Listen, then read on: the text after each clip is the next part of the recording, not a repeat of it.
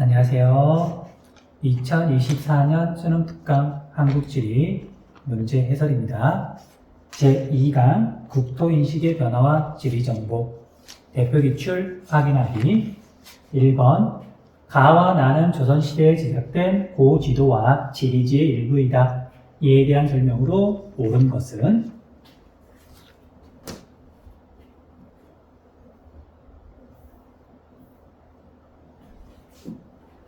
자, 가는 김정호라는 이름 또는 그냥 이 모양만 보고도 대동여지도라는 걸 알 수 있고요.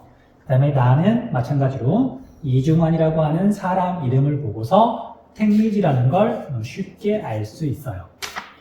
이 단원에서 물어보는 내용 가운데 절반 이상이 대동여지도나 아니면 택리지를 물어보니까 공부를 성실하게 한 친구들은 쉽게 구분할 수 있을 거예요. 1번 가는 조선 후기에 제작되었다. 대동여지도는 1800년대 19세기에 제작한 거죠. 굉장히 정교하잖아요.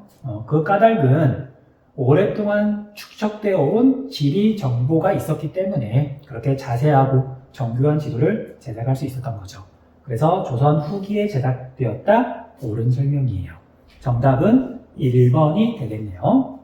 2번 가에서 A는 하천을 표현한 것이다. 잘못된 설명이죠. 이렇게 직선에 가깝게 이렇게 표시가 되어 있는 건, 그리고 중간중간 이렇게 방점이 표시가 되어 있는 건 도로고요. 그 다음 하천은 가는 그리고 구불구불한 곡선, 그 다음에 이렇게 반선으로 되어 있는 것도 있고, 그 다음에 이렇게 쌍선, 선 두 개로 되어 있는 것도 있는데 이렇게 구불구불한 게 하천이죠. 그리고 구불구불한 건 마찬가지인데 중간에 이렇게 보면 산 모양을 이렇게 그대로 그려놓은 이런 굵은 곡선은 산줄기예요. 이런 부분은 산봉우리가 되는 거고요. 3번 가를 통해 B의 정확한 해발 고도는 알 수 없다. 산지의 대략적인 규모는 알 수 있어요. 이런 봉우리 표시가 크면 그냥 산이 좀 더 크고 높다. 그리고 이런 산줄기도 굵으면 그냥 산줄기가 더 규모가 크다. 그 정도만 표시를 했던 거지 해발 고도는 여기에서는 알 수가 없어요. 그 다음 5번 기억은 이중환이 제시한 가거지 조건 중 인심, 사람 마음에 해당한다. 근데 기억을 봤더니 산속에는 평야가 넓게 펼쳐져 있고 그 복판으로 두 강이 흐른다 라고 되어 있죠. 이건 사람의 마음, 풍속이나 아니면 그 지역에 정말 사람들의 됨됨이 이런 거하고는 아무 상관이 없어요. 그리고 이제 이중환이 택리지에서 말하는 가거지의 4가지 조건은 지리 조건, 풍수 지리, 그 다음에 경제 활동과 관련이 있는 생리, 그 다음에 사람의 마음, 인심, 그 다음에 경치, 풍경이랑 관련이 있는 산수가 있는데 기억은 어느 거에 해당한다고 말하기가 조금 애매하죠. 물론 인심은 아니에요. 그래서 이건 정답이 아니라는 것만 확인하면 되지 4가지 가운데 어떤 거에 해당한다 그걸 분석할 필요는 없어요. 자, 정답은 1번이네요. 2번 다음 자료는 조선시대에 제작된 지리지의 일부이다. 이에 대한 설명으로 옳은 것은 단, 가, 나는 각각 신증, 동국, 여지, 승남, 택리지 중 하나임. 그냥 이건 모양 자체가 다르죠. 그래서 마치 사전처럼, 백과사전처럼 항목별로 이렇게 정리되어 있는 건 조선시대 전기에 제작한 지리지의 특징이에요. 그래서 신증, 동국, 여지, 승남이 되겠고요. 그 다음에 마치 수필을 쓰듯 이렇게 줄글로 풀어낸 건 택리지의 특징이죠. 택리지만의 특징은 아니지만 우리가 시험 문제는 특징이 뚜렷한 2가지 또는 3가지를 서로 비교하는 거니까 가하고 나하고는 지금 모양 자체가 완전히 다르죠. 그렇게 어쨌든 구분하시면 돼요. 자, 옳은 것 고르라 그랬는데 1번 가는 국가 통치의 목적으로 제작되었다. 옳은 설명이죠. 왕이나 또는 정치인들이 관리들이 통치를 하려면 어떤 지역의 특징에 대해서 빠르고 정확하게 객관적인 자료를 찾아볼 수 있어야 되겠죠. 그래서 마치 백과사전처럼 가라는 지역이 있으면 항목별로 일목요연하게 정리가 돼 있어요. 이건 뭐 다라는 지역을 봐도 역시 항목별로 일목요연하게 정리가 돼 있어요. 자, 이런 방식을 백과사전식 서술이라고 부르는데 통치를 목적으로 한 지리지의 큰 특징이죠. 정답은 얘도 1번이 되겠네요. 2번 가는 나보다 저자의 주관적 견해가 많이 반영되었다. 설명 거꾸로 되어 있고요. 3번 나는 가보다 제작 시기가 이르다. 조선시대 전기, 조선시대 후기. 그 다음 4번 기억은 감조 구간의 특징을 나타낸다. 자, 산골 물은 가로 세로 흘러. 뭐 가로 세로 이런 식으로 흐른다는 얘기잖아요. 자, 우리가 지금 2단원이기 때문에 뭐 감조 구간 이거 아마 모를 거예요. 모르는 게 당연하고요. 그리고 기억은 실제로는 가 및 공류 하천을 나타낸 건데 역시 이것도 지금은 모르는 게 당연해요. 지형 단원에서 중요하게 배우는 개념이거든요. 그런데 이제 우리가 기출문제를 가지고 오다 보니까 이 단원에만 완벽하게 해당하는 건 뭐 없을 수도 있잖아요. 그래서 이건 내가 모른다 그러더라도 실망할 필요 없고요. 지형 단원에서 배울 거니까 그때 나오면 조금 더 집중해서 보시면 돼요. 그 다음 5번 니은은 가거지 조건 중 인심에 해당하는 서술이다. 흙빛이 모두 수려하다. 흙빛이 무엇을 말하는지 뭐 조금 애매하긴 한데 우리가 수려하다, 이건 빼어나다, 아름답다는 뜻이거든요. 그 흙빛 그냥 땅, 뭐 풍경이 되게 아름답더라. 자, 그래서 얘 같은 경우에는 이제 가거지 조건 중에 뭐 이렇게 굳이 말을 하자면 경치랑 관련된 거니까 산수 조건에 해당하겠네요. 풍경이 아름답다, 쉴 공간이 필요하다. 자, 정답은 1번.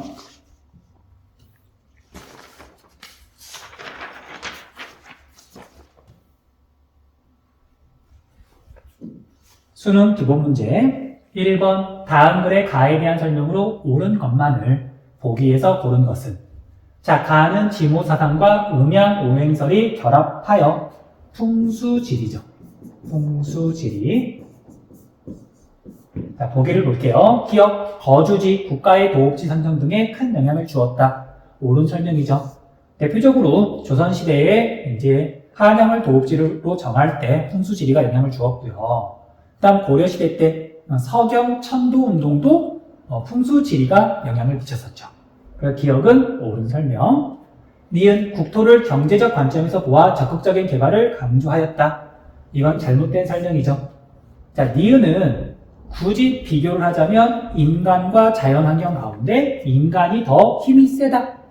그래서 인간을 위해서 인간이 더 중요하다. 그래서 인간이 자연을 이용해도 된다. 그런 가치관이 담겨 있는 설명이고요. 근데 풍수지리는 자연환경이 거의 모든 걸 결정하죠. 명당에다 집을 지어야 그 사람이 운이 트이는 거잖아요. 그런 식이기 때문에 니은은 풍수지리하고는 전혀 맞지 않는 관점이에요. 디귿, 비보를 통해 땅의 부족한 기운을 보충할 수 있다고 보았다. 이게 옳은 설명이죠.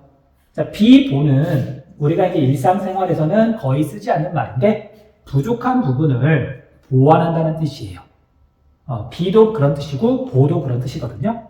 그래서 이제 수업 시간에 이제 예를 들었던 것처럼 한양에서 이제 옛날에 사대문을 이렇게 만드는데 이렇게 땅 모양을 봤더니 좌청룡 우백호 가운데, 자, 남쪽을 바라보고 좌청룡은 낙산, 그 다음에 우백호는 인왕산인데 인왕산은 굉장히 멋있는 산이에요. 화강으로 이루어져 있고. 그런데 낙산은 실제로 가서 보면, 대학로에 가서 보면 낙산이 어디지? 잘 모를 정도로. 낙산 공원에 가서 보면 여기는 산이 아니라 그냥 언덕처럼 느껴지거든요.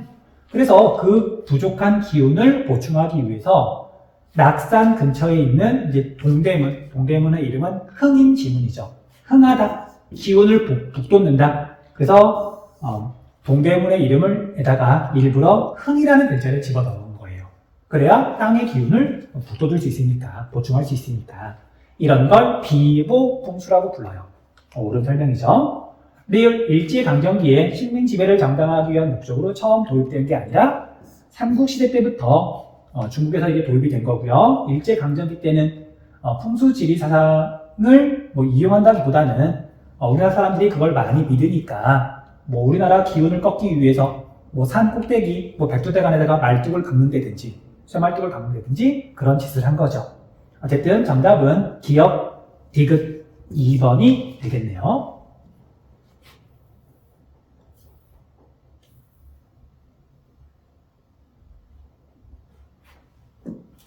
2번 가나 지도에 대한 설명으로 옳은 것은 가나는 각각 대동 여지도와 동국 대지도 중 하나인. 자, 대동 여지도는 뭐 여러분들 우리 조상들이 제작한 지도 가운데는 뭐 가장 정교하다 뭐 그렇게 보통 알고 있을 텐데, 그래서 우리 한반도의 모양을 봤을 때 더 정확하게 더 정교하게 그려진 게 대동 여지도라고 보시면 돼요. 그런데 이 지도를 봤더니 사실 가도 우리 한반도의 모양이 그래도 꽤 정확하게 지금 이렇게 그려져 있거든요. 물론 나 지도가 더 정확하지만. 자, 그런데 이제 그거 보고 구분하기에는 뭐 조금 애매하다. 그럼 뭐 보면 되냐면요. 나는 마치 타일을 붙여 놓은 것처럼 지금 이렇게 네모나게 이렇게 표시가 되어 있잖아요. 이게 대동 여지도의 큰 특징 중 하나인 분첩, 절첩식 때문에 그런 거기도 하고요. 그 다음에 목판본이라 그랬잖아요. 그러니까 판화를 찍듯이 나무에 새겨가지고 지도를 찍어내는데, 자, 이 어마어마하게 커다란 지도를 뭐 한꺼번에 새긴 게 아니라 조각조각 내가지고 이렇게 목판본을 만든 거예요. 그래서 이 전체적인 구조를 보고서 이게 대동 여지도고, 그 다음에 이건 동국 대지도구나 라는 걸 알 수가 있어요. 당연한 얘기지만 대동 여지도는 이제 시험에서 물어보는 우리나라 옛날 지도 가운데 가장 나중에 만들어진 지도고요. 그 다음에 다른 지도들은 대동 여지도보다는 먼저 만들어진 지도다. 그렇게 구분하시면 돼요.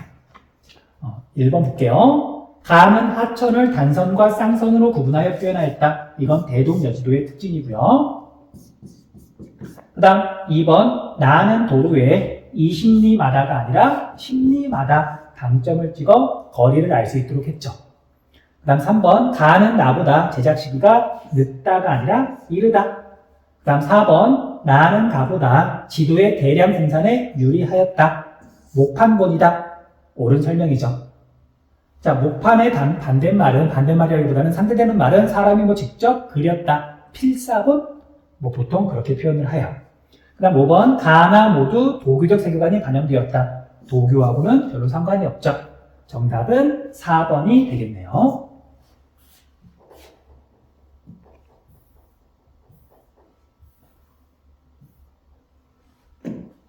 3번 다음은 학생이 작성한 노트이다. 기억, 비읍에 대한 설명으로 옳지 않은 것은. 자, 지리정보의 유형, 수집 및 표현 방법에 대해서 이제 작성한 노트인데 1번 볼게요. 기억, 공간 정보는 어느 장소나 현상의 위치 및 형태를 점선, 면 또는 위도나 경도를 이용해서 나타내는 지리 정보이다. 옳은 설명이니까 정답은 아니네요. 그 다음 2번 경기도의 연령층별 인구 구조는 속성 정보에 해당한다. 옳은 설명이죠. 역시 정답이 아니고요. 3번 리을을 통해 원격 탐사를 통해 특정 지역의 변화를 주기적으로 파악할 수 있다. 이것도 옳은 설명이죠. 특히 인공위성은 한번 띄워놓으면 쏘아 올리면 지구 주변을 계속 돌면서 주기적으로 지리 정보를 수집할 수 있죠. 자, 물론 정지위성도 있지만 그런 건 약간 특수한 목적으로 쓰이는 거고요. 인공위성들은 대부분 이렇게 계속 돌아가는 그런 형태예요.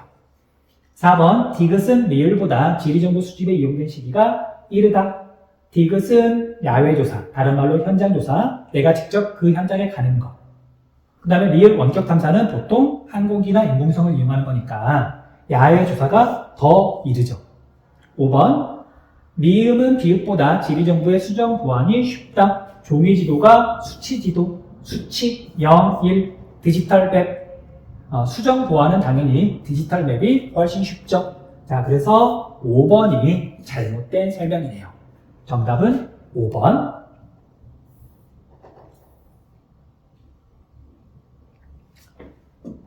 4번 다음은 통계 지도를 주제로 한 수업 장면이다. 가나에 들어갈 가장 적절한이에요.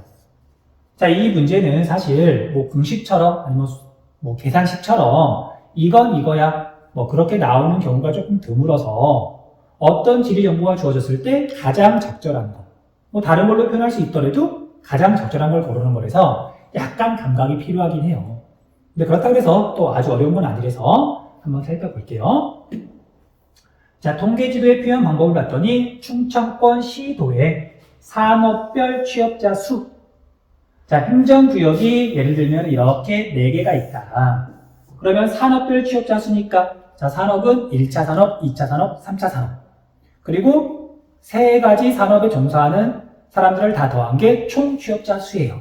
그러면 1번, 2번, 3번, 4번 행정구역이 있을 때 1번 행정구역은 총 취업자 수가 이만큼인데 1차 산업 이만큼, 2차 산업 이만큼, 3차 산업 이만큼. 그 다음 2번 행정구역은 전체적으로 규모가 좀 작은데 1차 산업, 2차 산업, 3차 산업 이렇게 표현이 될 수 있고 그 다음에 세 번째 행정구역도 뭐 비슷하게 이런 식으로 표현을 하더라. 자, 이런 걸 도형 표현도라고 부르죠. 도라고만 적을게요. 자, 그래서 밑에 있는 보기 중에서는 기역이 여기에 해당하네요. 그 다음에 충청권 시도의 인구 증가물. 뭐 인구가 감소한 것도 있고 그 다음에 증가한 것도 있겠지만 이걸 가장 깔끔하게 표현을 한다. 그러면 인구 증가율의 범위를 몇 개로 구분해서 각 구분 단계마다 서로 다른 색깔이나 아니면 서로 다른 음영으로 표현한다. 그런 지도를 많이 봤을 거예요. 자, 그런 걸 단계 구분도라고 부르는데 단위라고만 적을게요. 자, 밑에 있는 보기에서는 니은에 해당하네요. 자, 정답은 1번이 되겠죠. 디귿은 무언가의 이동을 나타내는 유선도, 그 다음에 리을은 수치가 같은 지점을 연결하는 등 치선도가 되죠.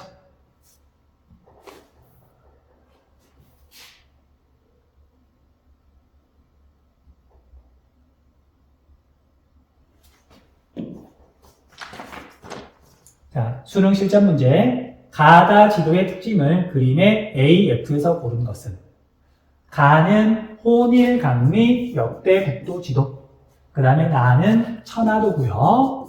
그 다음에 다는 지구 전후도예요. 지구 전후도. 자, 각각의 특징은 앞에 있는 개념 설명에 자세히 나와 있으니까 뭐 문제를 풀다가 잘 모르겠다. 그럼 앞에 있는 부분 보면서 다시 한번 복습해야 돼요. 자, 중화 사상을 극복한 지도로 평가받습니까? 여기에 해당하는 건 다가 되겠죠. 자, 다는 지구를 구체로 인식하고서 제작한 세계 지도인데 우리가 지구를 평면이라고 인식했을 때는 자, 이런 평면, 종이 평면에는 무게 중심이 있어요. 지도의 중심이 있는 거죠. 그러니까 가 같은 경우에는 지구, 그러니까 땅의 가운데 부분에 중국을 되게 크게 그려 넣었잖아요.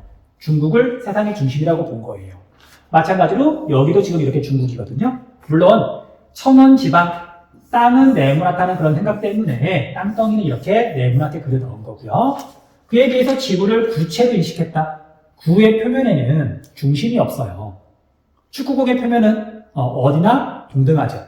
그래서 지구가 구체라는 걸 알게 되면서 더 이상 중국이 세상의 중심이 아니구나. 그걸 알게 된 거죠. 자, 그 다음에 경유선망이 그려져 있으니까 경선, 유선은 가로선과 세로선, 지구에서 위치를 표현하기 위해서 만든 개념이죠. 여기 봤더니 수많은 가로선과 수많은 세로선이 있어요. 그래서 얘에 해당하니까 다는 A겠네요. 다는 A. 정답은 2번, 3번, 4번 중에 하나.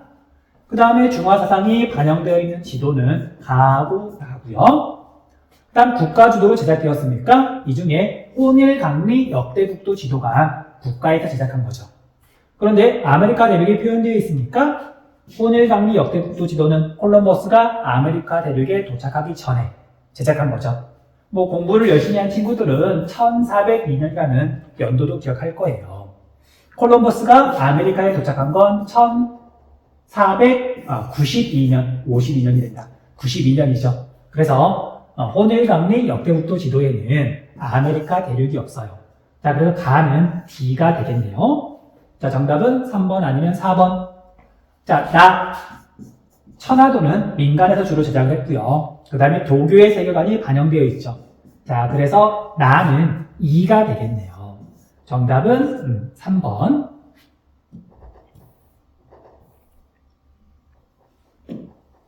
2번 지도는 대동 여지도의 일부이다. 이에 대한 설명으로 옳지 않은 것은 1번 B의 행정구역 안에는 불이나 연기를 피워 연락을 취하는 통신수단이 있다. 그걸 우리가 봉수라 그러죠. 자, B는 여기에 있는데 행정구역 경계가 이렇게 지금 표시가 되어 있고요. 그러면 이 안쪽에 봉수가 있는지만 보면 되겠죠. 여기 봉수가 있네요. 그래서 옳은 설명이니까 얘는 오답이네요. 그 다음 2번 C의 남서쪽 심리 안에 역참이 있다. C는 여기고요. 남서쪽이면 이 방향이고요. 그 다음에 방점은 심리마다 찍는데 여기가 심리고요. 그 다음에 이게 역참이죠. 자, 그래서 2번도 옳은 설명이니까 정답은 아니네요. 그 다음 3번 BC는 성곽 안에 관아가 있다. 성곽이 있다. 유성이죠. 있을 유자 성곽. 자, 그래서 B하고 C를 봤더니 유성이니까 얘도 옳은 설명. 4번 A에서 B까지 수운을 활용하여 이동할 수 있다. 자, 대동 여지도에서 이렇게 가느다란 곡선은 배가 다닐 수 없는 하천. 그런데 이 가는 하천, 배가 다닐 수 없는 하천이 흐르다 보니까 이렇게 두 개의 곡선으로 표현된 부분이 나오죠. 이 부분은 이렇게 쭉 이어지고 있는데 얘는 배가 다닐 수 있는 하천 구간을 말해요. 쌍선으로 표현한다고 표현을 하죠. 자, 그래서 4번 A에서 B까지는 하천이 지금 쌍선으로 이렇게 여기까지 이어져 있죠. 그래서 수운을 활용하여 이동할 수 있다. 옳은 설명이니까 정답이 아니네요. 지적을 하니까 지울까요? 그 다음 5번 A에서 C까지 도로를 통해 최단 거리로 이동하려면 하천은 3번 건너면 된다. 자, A는 여기에 있고 C는 여기에 있는데 도로는 직선에 가까운 이 선이고요. 최단 거리는 이렇게 가는 게 최단 거리예요. 이렇게 가다 보면 하천을 몇 번 건너냐면은 여기서 한 번 건너고요. 여기서 또 한 번 건너고요. 여기서도 건너고요. 여기서도 건너고요. 여기서도 건너고요. 자, 모두 5번을 건너네요. 3번이 아니라 5번이니까 정답은 5번.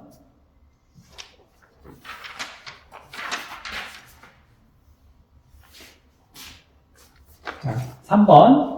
가나는 조선시대에 편찬된 지리지의 일부이다. 이에 대한 설명으로 옳은 것은 단, 가나는 각각 신증, 동궁, 여지, 승남, 택리지 중 하나임. 자, 가는 지역이 나오고요. 간단한 설명이 나오고 백과사전처럼 항목별로 이렇게 정리가 되어 있어요.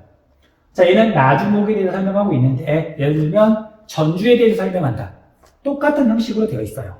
백과사전식 서술. 자, 그래서 얘는 조선시대 전기에 통치 목적으로 제작한 신증, 동궁, 여지, 승남이고요. 그 다음에 마치 수필을 쓰듯이 여행기를 쓰듯이 이렇게 줄글로 풀어놓은 이런 형태로 되어 있는 건 택리지의 특징이죠. 자, 그래서 나는 택리지예요. 1번 가는 나보다 실학의 영향을 많이 받았다. 이중환, 택리지의 저자인 이중환은 실학자죠. 설명이 거꾸로 되어 있고요. 그 다음에 2번 나는 가보다 편찬된 시기가 이르다. 조선시대 전기, 조선시대 후기. 그 다음 3번 가는 개인이 나는 국가가 주도하여 편찬되었다. 설명 거꾸로 되어 있죠. 국가가 통치 목적으로 편찬했다. 관에서 편찬했다. 그 다음에 4번 기역은 전라도라는 지명의 유래가 된 지역이다. 전라도는 전주, 나주. 자, 이건 두분 법칙에 의해서 나라고 된 거고요. 라죠, 라. 자, 그래서 4번이 정답이네요. 5번 니은은 가거지의 조건 중 지리와 관련이 있다. 강과 바다를 통해 물자를 실어 그리는 이익, 경제활동이랑 관련이 있죠. 자, 그래서 이 조건은 가거지 가운데 생리, 이익이 생긴다. 생리 조건에 해당하네요. 정답은 4번.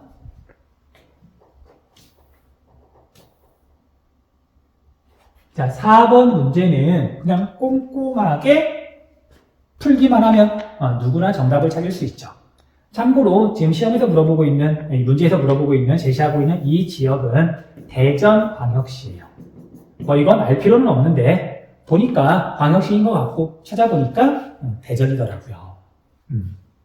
자, 그냥 각각에 해당하는 점수 적고요. 그 다음에 총점 적고, 그 다음에 두 번째 조건이 있는 이유는 아마 총점이 똑같은 지역이 있을 거예요. 그때 1인당 지역 내 총 생산이 어디가 더 많은지 따져가지고 정답만 찾으면 돼요. 그래서 점수를 보면은 1점, 3점, 2점, 3점, 2점이었고요. 그 다음 2점, 3점, 1점, 1점, 2점이었고요. 그 다음에 1점, 1점, 1점, 2점, 3점이에요. 자, 총점을 보면 4점, 7점, 4점, 6점, 7점. 그래서 B하고 E하고 총점이 똑같은데, 그런데 1인당 지역 내 총 생산액을 봤더니 B가 더 많더라. 그래서 정답은 2번이에요. 자, 여기까지 해가지고 2단원 문제 해설은 모두 마쳤고요. 다음에 3단원 문제 해설로 돌아오겠습니다. 수고하셨습니다.